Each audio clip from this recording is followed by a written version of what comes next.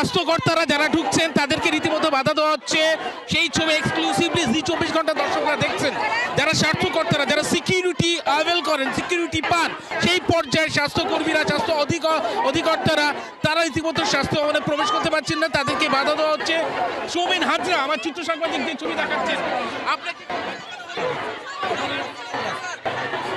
Sir আটকানো, দেখো কোনোভাবে কিন্তু কোনো কথা বলছেন না যারা স্বাস্থ্যকর্তারা, তাদেরকে ইতিমধ্যে আটকানো হচ্ছে। ছাত্র ভবনে তারা যাচ্ছিলেন, প্রবেশ করছিলেন, আটকানো হচ্ছে তাদেরকে। হ্যাঁ, আটকানো হচ্ছে আমাদের।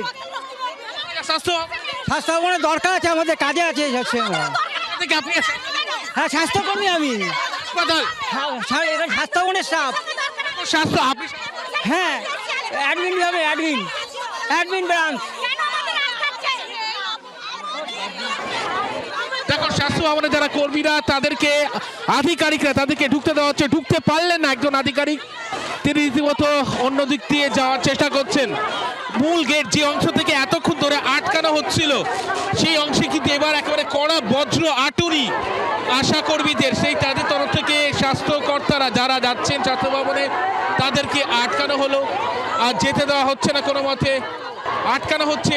সেই ছবি ইতিমধ্যেই দেখা যাচ্ছে। স্বাস্থ্য ভবনে যারা কর্মরত তাদেরকে রীতিমতো আটকানো হচ্ছে।